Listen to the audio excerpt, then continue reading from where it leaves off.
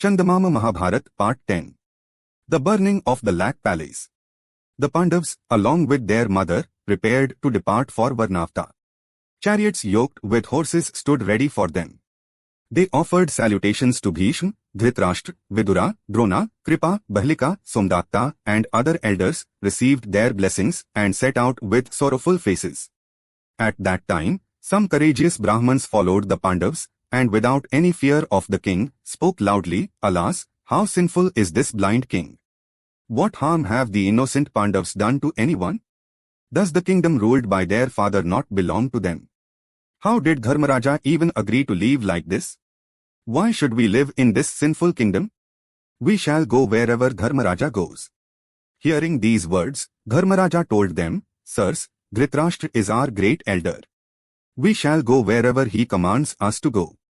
Since you seek our welfare, please come forward, bless us, and return to your respective homes." Saying this, he sent them back. After those who had come to see them off also retreated, Vidura walked some distance along with Dharmaraja.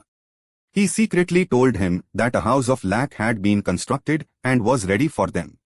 He revealed that a man belonging to the enemy would stay with them in that house, and that an attempt would be made to burn them along with that Lakh house. He urged them to remain extremely vigilant, escape from that house, and save their lives. He informed them that a man of his own would dig a tunnel from the Lakh house into the forest. He instructed that after the Pandavas reached the forest safely, they should determine the directions by the stars and go wherever they can. He advised them, however, not to refuse entering the Lakh house, and then he too turned back. Afterward, Kunti Devi asked Dharmaraja, "Son, Vidura spoke something to you in secret, may we also hear it?" Dharmaraja told his mother and brothers, "Vidura warned us to escape skillfully if danger from fire arises and to stay alive to reclaim the kingdom." I agreed. On the day of Rohini Nakshatra, the 8th day of the bright half of the month of Falguna, the Pandavas reached Varnavta. Knowing of their arrival beforehand, bards, panegyrists, and Brahmins came forward to welcome them with musical instruments.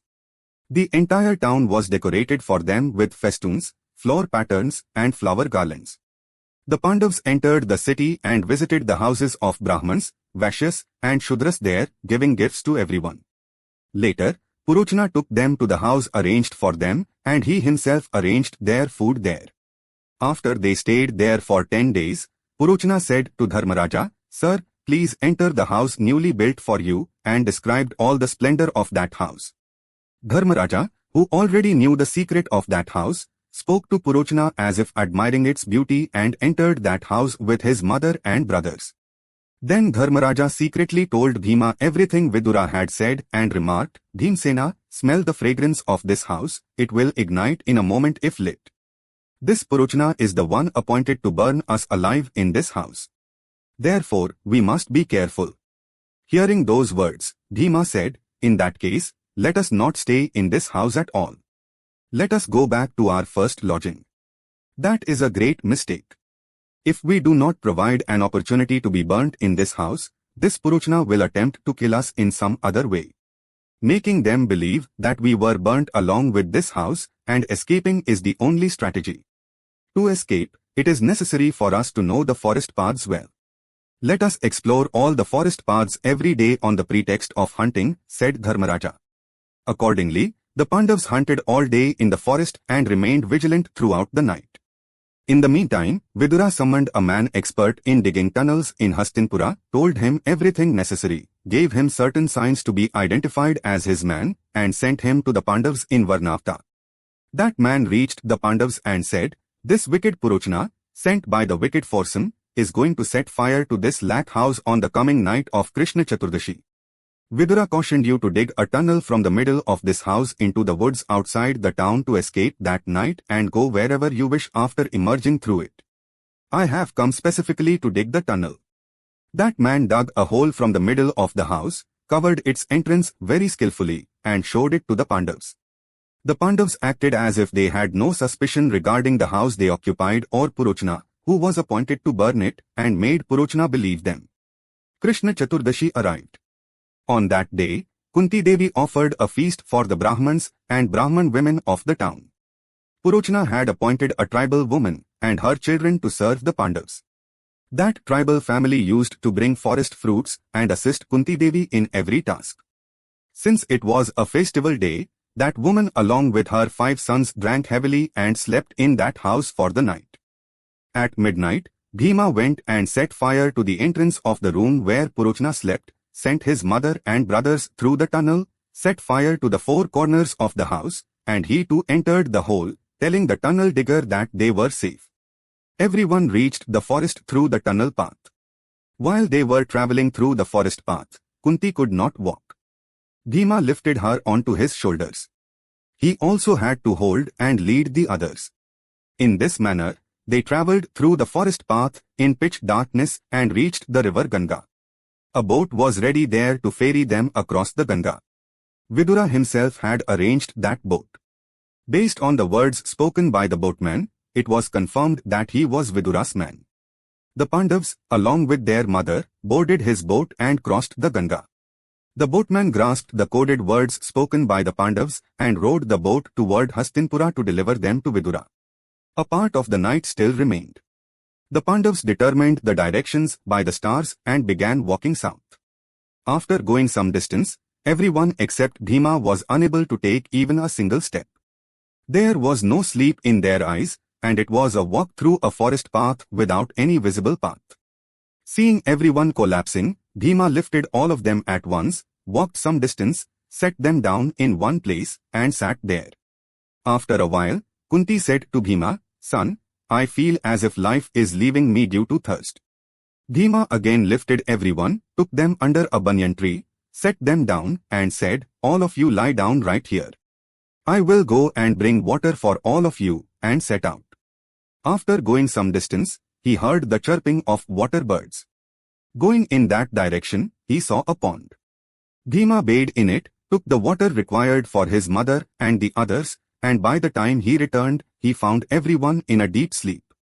Thinking, even in such danger, they are sleeping so soundly, how exhausted they must be, Bhima did not have the heart to wake them and sat waiting for them to rise.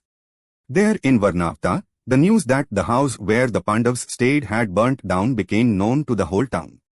People gathered. The flames were still burning somewhat.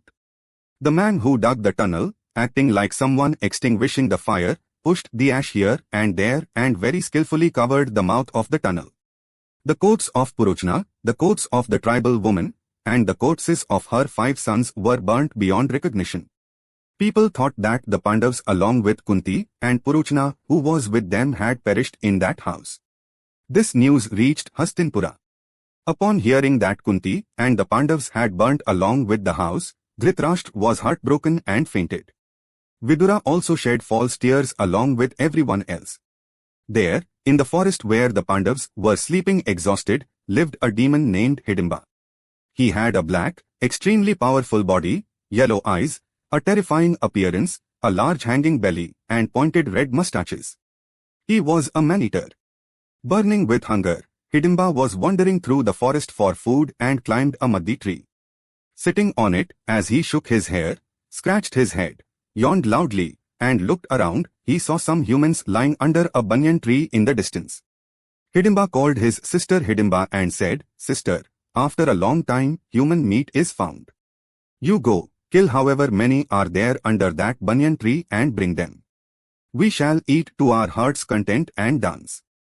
Hidimba agreed and went, reached the place where the Pandavas were, and saw the sleeping Kunti, Dharmaraja, Arjuna, Nakula, Sahdev, and Bhima who was guarding them. In the eyes of Hidimba, Bhima appeared very graceful and like another Manmatha. Desire for him arose within her. In that surge of passion, her brother seemed very distant to her. She thought that rather than killing these humans, if allowed to live, she could stay happily for a long time with this another Manmatha. Assuming a beautiful form, wearing fine clothes, and casting smiles filled with shyness upon Bhima, she approached him and asked, "O great soul, who are you? Which is your country? Who are these sleeping people? Who is this elderly lady who appears so delicate? Do you not know that my brother Hidimba lives in this forest, that he is a demon of great strength and is immensely cruel? How are these people sleeping so peacefully?"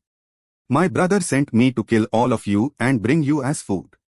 But seeing your beauty, passion has arisen in me, and I do not feel like killing you. If you fulfill my desire, I will take you to a safe region through aerial travel without the fear of my brother. There, both of us can live happily.